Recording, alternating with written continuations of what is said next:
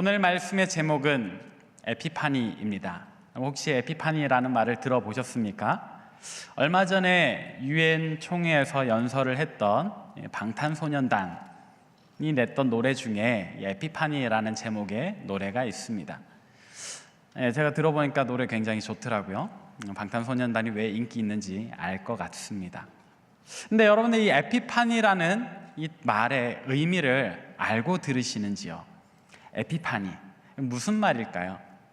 생각보다 에피파니라는 상황은 많이 일어납니다. 에피파니는 어떤 말이냐면 이전에는 몰랐던 어떤 깨달음을 얻었을 때, 그러니까 이전에는 드러나지 않고 감추어져 있던 것이 밝히 보여졌을 때, 이게 가장 많이 표현됐던 애니메이션이라면 옛날 표현은 만화 영화였는데 톰과 제리에 있습니다. 혹시 톰과 제리를 보신 분들은 저와 같은 세대이시고, 톰과 제리를 모르시는 분들은 아기들이시니까 말씀을 경청해 주시면 좋겠습니다. 톰과 제리에 보면 그런 장면들이 있어요. 이제 톰이라고 하는 고양이하고 제리라고 하는 쥐가 있는데 서로 이제 골탕 먹이면서 일어나는 에피소드를 그린 이 만화 영화거든요. 근데 가끔은 톰이 이기기도 하고 또 대부분은 제리가 이기는데, 이 두 주인공의 머리에 이렇게 전구가 반짝 켜지는 때가 있어요.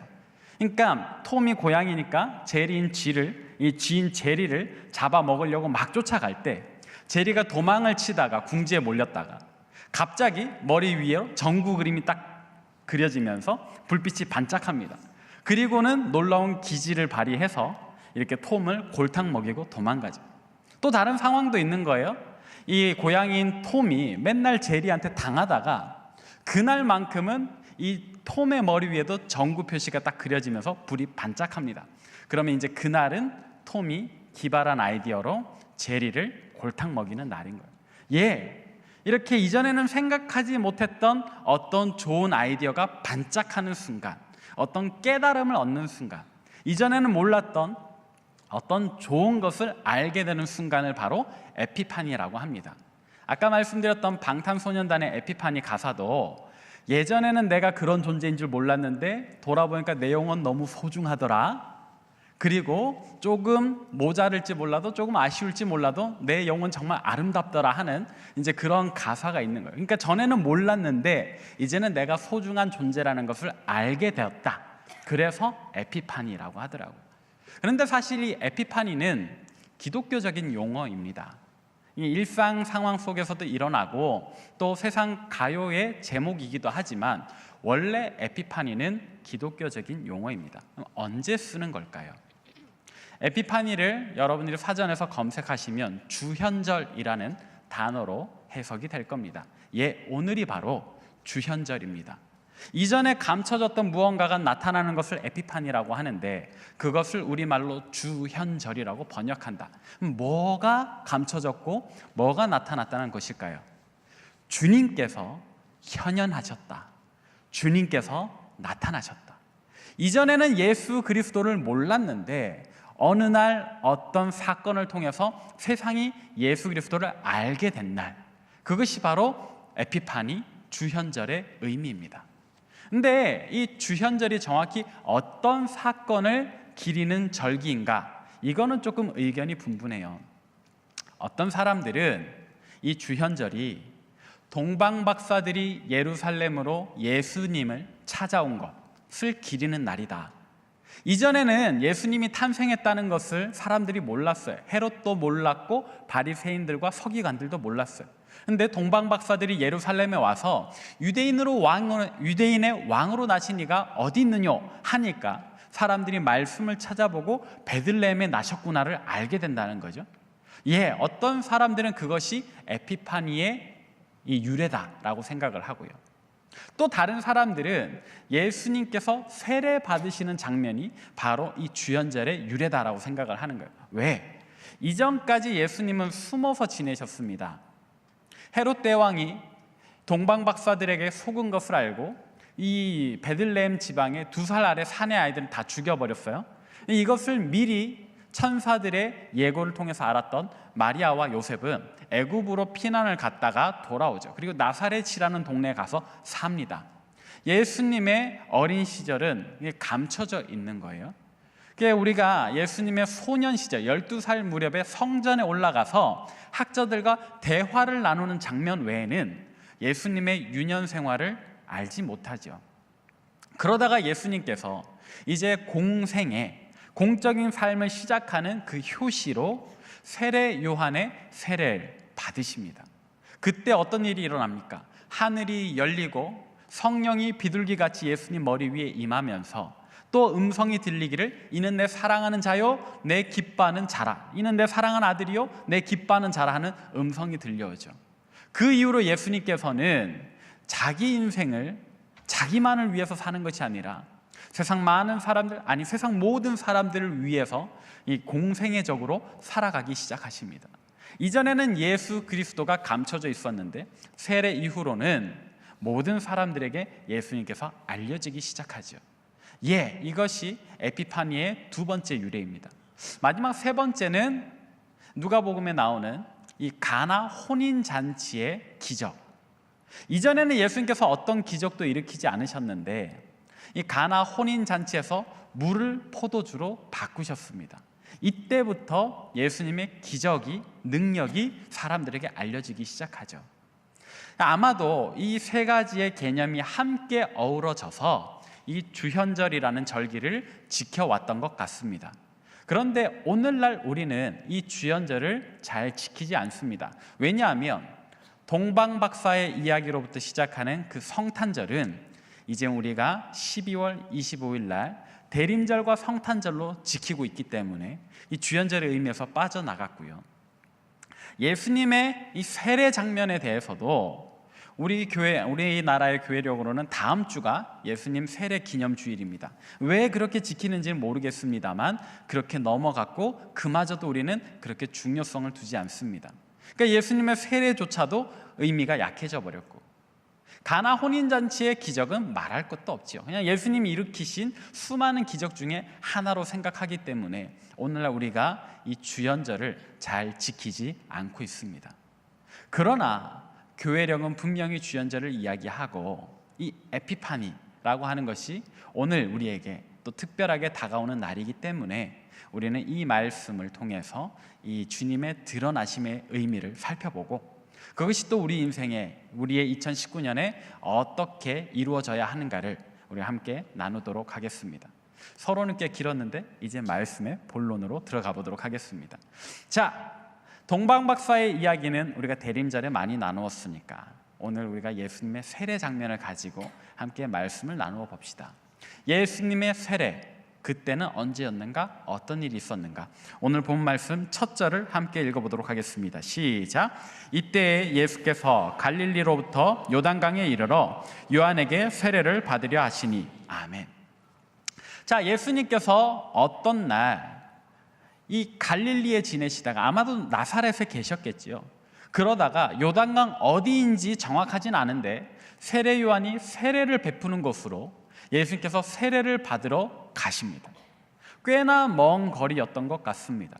예수님께서 그런 수고를 마다하지 않고 세례 요한의 세례를 받으러 가셨어요. 근데 세례 요한의 세례는 참으로 특이한 어떤 현상이었습니다. 무슨 이야기냐면 그 전에는 세례라고 하는 게 없었어요. 유대인들에게는 세례라고 하는 것은 굉장히 낯선 겁니다. 우리에게는 세례가 익숙하죠. 여러분들이 참된 그리스도인으로서의 어떤 눈에 보이는 증표가 바로 세례이기 때문에 여러분이 신앙생활을 조금 하다 보면 예수 그리스도에 대한 참된 믿음이 생기기 시작하면 여러분들은 세례를 받게 되실 겁니다. 만약 유아 세례를 받으셨다면 입교라는 것으로 세례를 대신하죠. 근데 당시 유대인들에게 세례는 너무 낯선 거예요. 왜냐? 이 세례라고 하는 것, 하나님의 자녀, 하나님의 백성이라는 의미를 부여하는 예식인데 원래 유대인들에게 그런 의미를 부여하는 것은 할례입니다. 할례는 무엇인가? 우리 태어난 지 8일째 되는 날에 남자 사내 아이들만 받는 건데 이 성기의 끝을 조금 잘라내는 의식이에요. 이것을 통해서 유대인들은 우리는 혈통적으로 아브라함의 자손이다 라는 것으로 우리는 하나님의 백성이라고 생각을 했거든요. 근데 세례 요한이 그렇게 생각해왔던 유대인들에게 찬물을 끼얹는 겁니다. 너희가 그렇게 생각하는 것 아무짝에 쓸모없다. 하나님께서 능히 이 돌들을 가지고서도 아브라함의 자손을 만드실 수 있기 때문에, 그럼 우리가 무엇으로 아브라함의 자손이 되고 하나님의 백성이 될 수 있는가? 그것은 바로 우리가 죄인임을 고백하면서, 그러니까 회개를 하면서 실제로 그 회개한 삶, 더 이상 죄를 짓지 않고 하나님의 백성답게 살아가는 삶을 살 때에 우리가 진정한 아브라함의 자손이 되고 하나님의 백성이 될 수 있다라고 이야기를 하는 거예요. 그리고 그 경계선으로 물에 들어갔다 나오는 세례를 베푼 거죠. 물에 들어간다라고 하는 의미는 이런 겁니다. 내가 이전에 지었던 죄 때문에 죽음을 경험한다.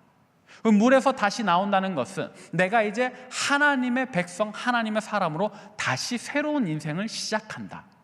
자, 그래서 요한의 세례는 총 세 부분인 거예요. 첫 번째는 죄의 고백. 나는 죄인입니다. 내가 혈통적으로 아브라함의 자손 하나님의 백성이라고 생각했지만 내게 죄가 너무 많아서 나는 혈통적으로 그렇게 될 수 없습니다라고 고백하는 것. 그리고 두 번째가 물에 들어가는 것이고 세 번째가 물에서 나오는 것. 이것이 세례 요한이 주었던 세례 모습입니다.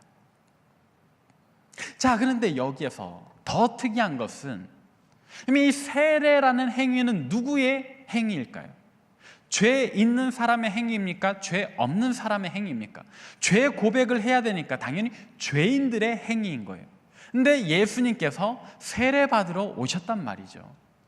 죄인들이나 할 법한 세례를, 죄인들에게나 필요한 세례를 죄 없으신 예수님께서 오늘 받으러 오셨다라는 거예요.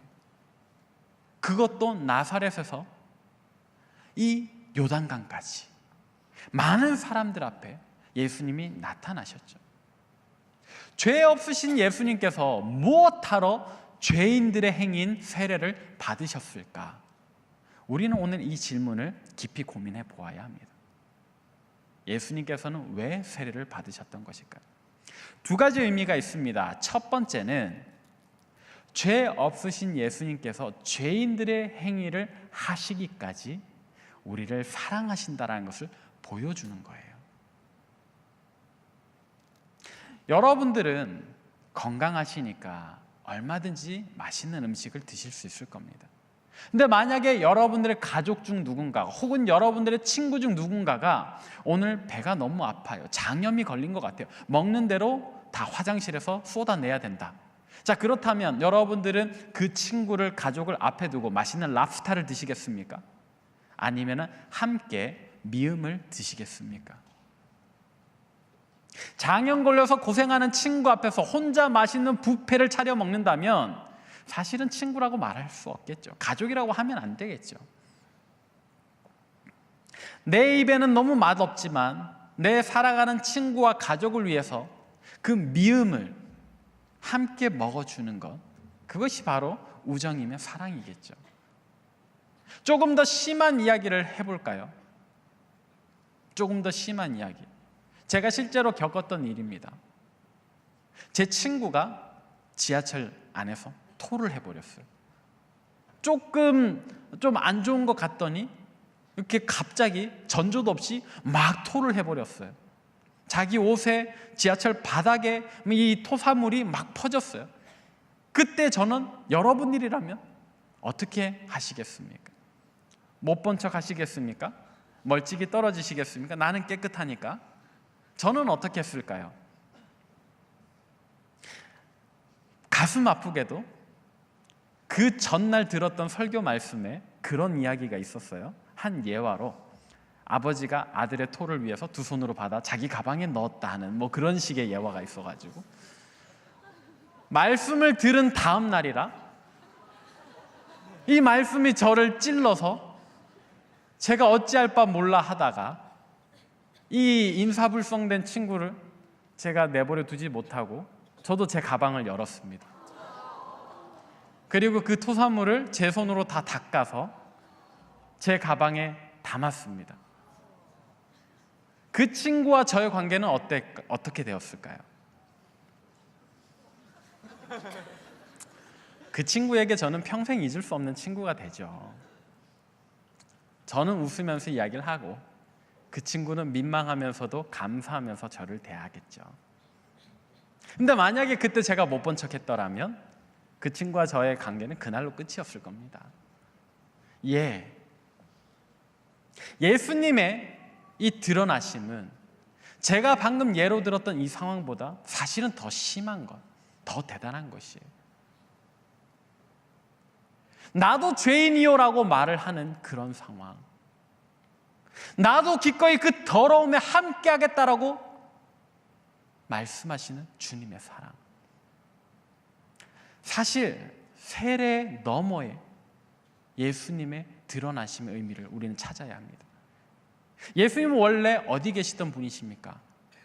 하나님의 아들로서, 성삼위일체 중에 한 분으로서 하나님 보좌 우편에 그 거룩한 곳, 그 존엄한 곳에 계시던 분이신데 우리를 위해서, 우리를 구원하고자 우리를 사랑하시기 때문에 이 땅으로 내려오셨습니다.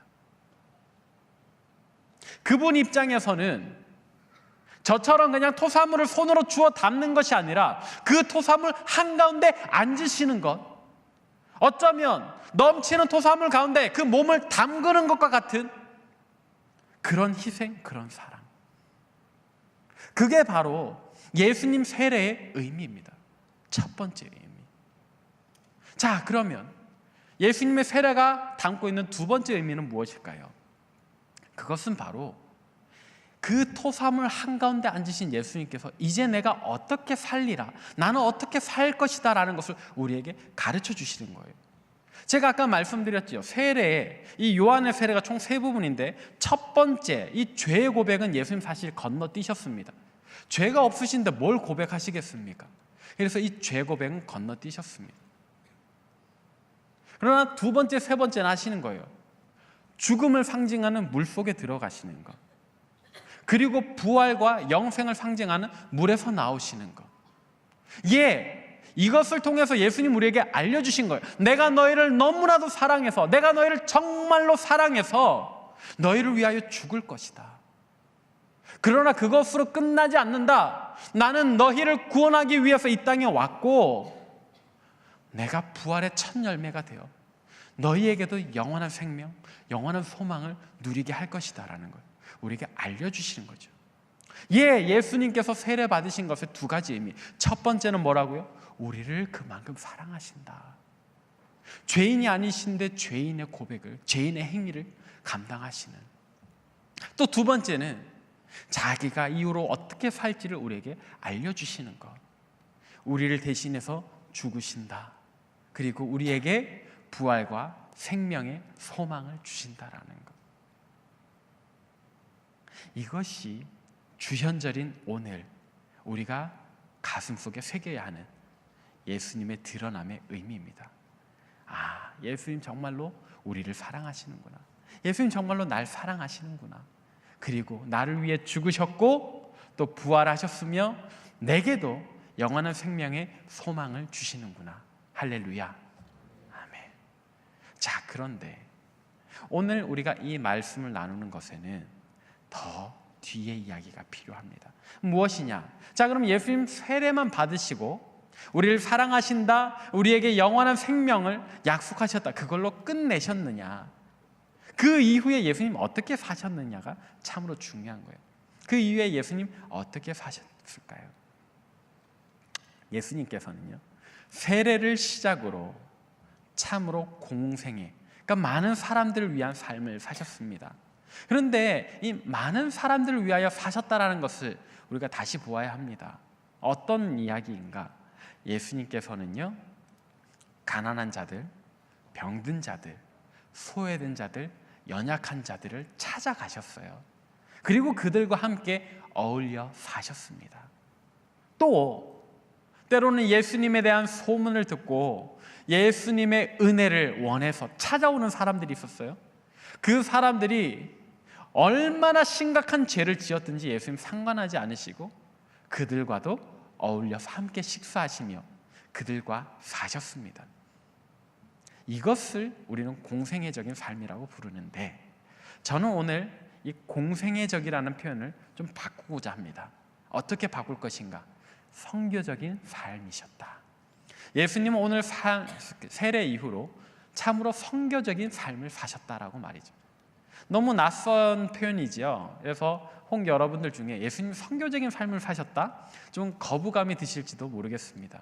그러나 선교라는 말의 의미가 하나님의 사랑을 모르는 사람들에게 하나님의 사랑을 알게 하는 것이라고 정의를 한다면, 예수님께서 가난한 자들, 소외된 자들, 연약한 자들, 병든 자들에게 찾아가셔서 함께 사시며 그들에게 하나님의 사랑을 깨닫게 하셨기 때문에 과연 예수님의 삶을 선교적인 삶이라고 표현하는데 무리는 없을 겁니다. 그러면 오늘 이 메시지가 우리에게 어떤 의미가 있는가? 여러분, 우리는 누구입니까? 우리는 그리스도인입니다. 그리스도인은 어떤 사람들입니까? 예수님을 닮아가는 사람들입니다. 그렇기 때문에 우리는 우리의 정체성뿐만 아니라 우리의 삶까지도 예수님을 닮아가야 하는데, 예수님께서 참으로 선교적인 삶을 사셨다면 우리의 삶도 선교적이어야 할 겁니다. 그러나 여러분, 오해는 마십시오. 우리가 선교적인 삶을 살아야 한다라고 해서 선교를 더 많이 나가라는 이야기는 아닙니다. 선교적인 삶을 살라는 겁니다. 그럼 선교를 많이 나가는 것과 선교적인 삶을 사는 것은 무엇이 다른가? 선교를 나간다는 것은 어느 정도의 거리가 필요한 거예요. 될 수 있으면 멀리, 해외도 좋고 국내 다른 도시, 다른 지방. 또 선교를 나간다라고 하는 것은 어떤 특별한 시기가 있는 거예요. 우리로 치면은 휴가를 쓸 수 있는 여름과 겨울이겠죠. 그러나 선교적인 삶을 산다라고 하는 것은 거리와 상관없는 문제, 시기와 상관없는 문제, 오히려 우리의 일상, 우리 삶의 자리에서 하나님의 사랑을 깨닫게 하는 삶을 사는 것, 그것이 바로 선교적인 삶인 겁니다. 여러분, 올해 우리 교회의 표가 무엇입니까? 제 위에도 걸려있고 뒤에도 걸려있는데 함께 읽어볼까요? 선교적 교회, 세상을 향해 가라. 한 번 더 읽겠습니다. 시작. 선교적 교회, 세상을 향해 가라. 선교를 더 많이 하라는 이야기가 아닌 거예요. 교회는 무엇입니까? 그리스도인들의 모임입니다. 우리의 모임입니다. 우리의 연합과 교제입니다. 자, 그렇다면 선교적인 삶을 사는 사람들의 모임이 바로 선교적 교회란, 이 선교적인 삶을 사는 우리 그리스도인들의 모임인 거예요. 특별한 용어가 아닌 거예요. 우리의 일상이 우리 주변에 하나님 사랑을 모르는 사람들과 함께 살면서 그들로 하여금 하나님의 사랑을 깨닫게 하는 것, 그들이 이전에는 주님의 사랑을 몰랐는데 이제는 에피파니하게 하는 것, 주님의 사랑을 깨닫게 하는 것, 그들의 머리 위에 원래는 아무것도 없었는데 우리의 삶을 통해서, 우리의 말과 행동을 통해서 그들이 하나님의 사랑을 깨달아서, 아하, 그들의 머리 위에 어떤 전구 그림이 그려지고 거기에 불이 켜짐으로써 그들이 하나님의 사랑을 깨닫게 하는 것, 그것이 우리가 살아가야 하는 선교적 삶의 의미입니다. 에피파니의 의미입니다. 사랑하는 여러분, 오늘은 에피파니입니다. 주현절, 주님의 사랑이 이 땅 가운데 우리에게 나타난 것, 그리고 우리에게 또 그와 같은 사명이 주어지는 날이죠. 우리 주변에 하나님의 사랑을 모르는 이들이 에피파니 할 수 있도록, 그들이 주님의 사랑을 알 수 있도록 우리의 말과 행동을 통해서 꼭 먼 거리가 아니더라도 우리가 살아가는 삶의 자리, 우리의 가정, 우리의 직장과 학교, 또 우리의 친구 관계, 기타 등등, 그렇게 우리 일상 속에서 우리 삶의 자리에서 우리 주변의 사람들로 하여금 하나님의 사랑을 깨닫게 하는 것이 바로 선교적인 삶, 예수님이 사셨던 선교적인 삶이고, 또 그렇게 우리가 선교적인 삶을 살면서 함께 모이면 우리의 표인 선교적 교회가 되는 겁니다. 굉장히 어려운 용어이지만 또 알고 보니까 별것 아니지요. 말씀을 정리하면서 제가 이 표도 정리해 드리도록 하겠습니다. 선교적 교회, 어려운 개념이 아닙니다. 우리의 일상이 선교적 삶이 되면 그런 우리의 모임을 가리켜 바로 선교적 교회라고 하는 겁니다. 보다 자세한 설명은 주보간지 뒷면에도 나오고요. 또 우리가 내일부터 가지 신년맞이 특별 새벽 이술에서 우리 선교적 교회에 대해서 더 깊이 나눠보려고 합니다. 2019년 한 해를 새롭게 시작하는 우리 상당 청년교회 여러분, 에피파니의 삶을 사시길 바랍니다. 선교적인 삶을 사시길 바랍니다. 우리 예수님의 모습을, 그분의 삶을 본받아서 우리도 우리 주변의 이웃들에게 하나님의 사랑을 깨닫게 하는 복된 에피파니의 삶을 살아가시길 바랍니다. 이제 우리가 함께 찬송 부르면서 주님 앞에 나아가겠습니다. 주님 은혜를 감사합니다. 하나님, 2019년 새로운 한 해를 시작하면서 주님 우리에게 주신 그 사랑을 다시 한 번 더 새겨봅니다. 예, 주님께서는 죄인의 행위인 세례를 받으실 이유 없으셨건만, 그러나 우리를 사랑하시기에 우리의 그 부끄러운 행위에 동참하셨고, 또 그뿐만이 아니라 우리로 하여금 죄에 대하여는 죽고 하나님 사랑 안에서 다시 살아나는 소망을 주셨습니다. 하나님, 이제 우리가 그 사랑을 깨달으며 에피파니하며 주님 앞에 감사의 기도를 드려오니 하나님, 우리로 그 사랑 안에서 떠나지 않게 도와주옵소서. 우리가 그 기쁨 가운데 살아갈 수 있게 도와주옵소서. 그래서 우리가 더 이상 흑암 가운데 머물러 살지 않고 참으로 영광 가운데 계신 주님을 바라보며 우리 삶을 가득 채우는 주님의 권능을 바라보며 살아갈 수 있게 도와주옵소서. 또 하나님, 이 시간 주님 앞에 함께 기도합니다. 우리만 이 에피파니를 누리지 않겠습니다. 우리 주변에 아직 주님의 사랑을 알지 못하는 그 긍휼한 영혼들에게 하나님, 우리의 삶 속에서 우리의 말과 행위로 주님의 사랑을 전하게 하여 주옵소서. 특별히 먼 곳에 가지 않아도, 또 작정한 어떤 시간이 아니어도 주님께서는 일상 속에서 만나는 모든 사람들에게 하나님의 사랑을 전하셨습니다. 우리도 그러기를 소망합니다. 우리의 일상 속에서, 우리가 살아가는 삶의 자리에서 이 귀하고 복된 주님의 사랑 전하게 하여 주옵소서.